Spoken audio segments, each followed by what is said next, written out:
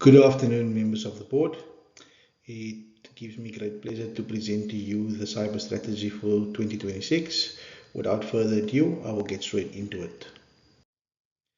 Our vision with this strategy will impact all segments within AVM.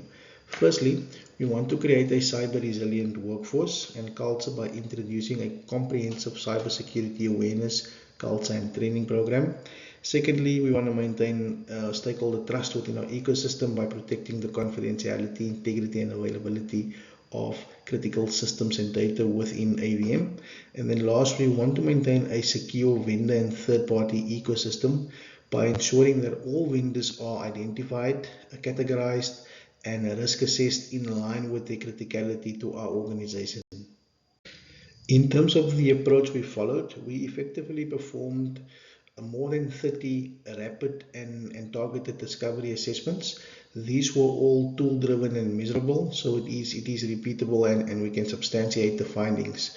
Based on the findings from all these point assessments, we then identified the top risk areas. We then developed a comprehensive strategy and a roadmap and effectively would like to present that to the board with the objective of then securing investment to operationalize and implement the strategy.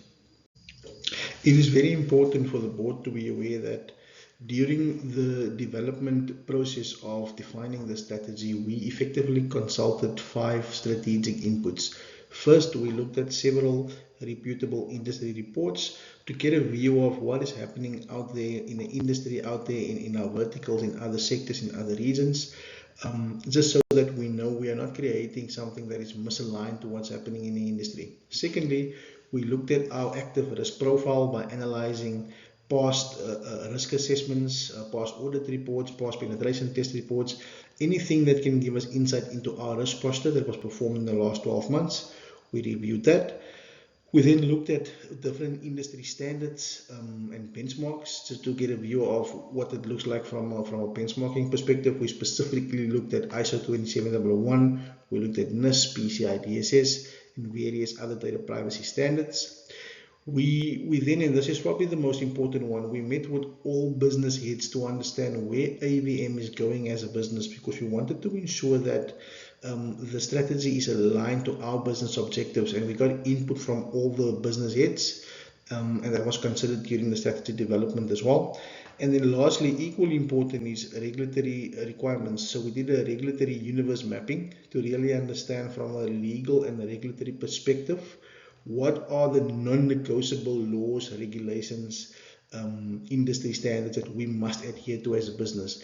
And once we had visibility on all these strategic inputs, we then set off to actually define the strategy in a collaborative approach with other business units within the organization.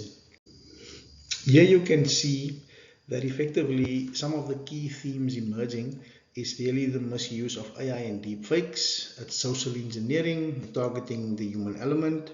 It is consumers seeking to monetize data breaches, meaning if we do suffer a data breach, we will have to deal with regulators, we'll have to deal with the cost of remediation, but we could now also face a lawsuit where consumers are seeking to claim damages from us. Ransomware remains lucrative, and as a result, it remains a top tool in the arsenal of cyber criminals.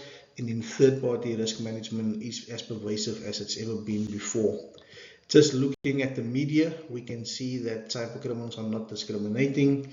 They're targeting anything from fast food franchises to large casinos to airlines. So no one is immune and no one is shielded from what's happening out there. And then just, in terms of the point assessments we did, as you can see, bringing in some visibility there, there's a number of high risk areas within our environment. So from that perspective, we need to take action sooner rather than later.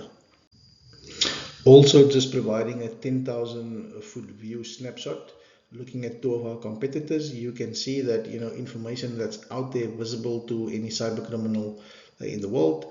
And you can see there's some rare and high risk items that shouldn't be there. What this means effectively is when people are targeting companies in our industry, in our vertical, we are looking more attractive than some of our competitors, and that is something we absolutely do not want.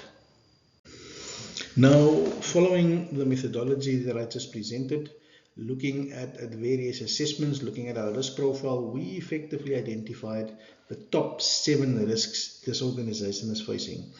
And number 1 is social engineering. We see now with the proliferation of AI, cyber criminals are doubling down on their efforts to target humans to exploit weaknesses in people's training and understanding.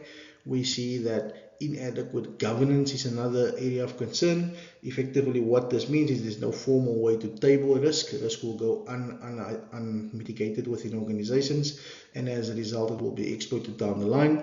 Third-party and vendor risk remains a top concern. Inadequate identity and access management. Top area of concern for our organization, regulatory non-compliance, with us operating in multiple African countries, having to navigate multiple data privacy laws. Having an up-to-date view of our obligations is imperative. It's something we don't have right now. Similarly, ransomware, there's a number of gaps in our defense ecosystem that will make it fairly easy for advanced threat actors to actually execute successfully against us. And then lastly, it is internet exposed assets, specifically APIs and cloud misconfigurations. So as you can see, these risks are all rated very high and high within our environment. What we've done in consultation with some external consultants as well as our own internal team is we've identified various strategic initiatives and projects to ultimately reduce the risk. And you can see that we'll take it from very high to medium, we'll take it from very high to low in some cases, and in some cases we'll take it from very high to high with a reduced likelihood. And what's important to keep in mind is there's no such thing as no risk. So we cannot take everything to a state of low risk, but we can certainly make a meaningful impact to reduce the risk to the organization, provided we prioritize and spend accordingly. As you can see, we are effectively only focusing on high and very high risks. We've plotted it accordingly.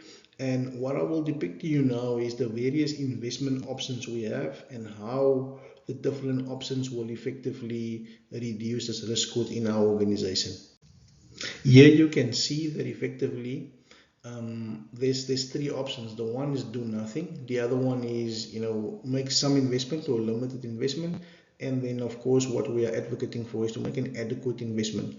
What we have done is we have articulated a option per risk. So ideally, we want to address all risks, but depending on the appetite and the risk tolerance from the board, direction from the board, we might want to look at specific risks as well. And what we have done in that case is we have identified a set of controls and ultimately a budget requirement per risk. And here you can clearly see, should we make no investment, the risk profile will remain unchanged, and several of these key risks, in fact all of the top 7 risks, will remain in the high and very high quadrant, making it only a matter of time before those risks are exploited. Should we opt for the limited investment offer, of course we'll be able to impact some risk reduction, albeit not sufficient in the expert opinion of myself and the team, but that is what it would look like from a limited investment perspective. And then as you can see, should we make an adequate investment, we will be able to really effect meaningful change over the next 12 to 18 months, effectively driving down all the high and very high risks to the medium, some of it to the low and one to the medium risk as well. So from an investment perspective, it's quite clear that we need to be considering an adequate investment, but based on direction from the board, we do have the option for limited as well. Of course, no investment is not recommended at all, but I do present the option to show you what it would mean for the risk profile. And then to conclude, effectively, what we have done is we've identified various strategic options in an itemized format, and effectively depicting, where there's no investment, there's still things we can do internally. All those things are already in progress. Then there's limited investment. It will show you exactly what capabilities we're able to secure with limited investment. And of course, the one we are advocating for, which is adequate investment, and what that would effectively mean for the organization.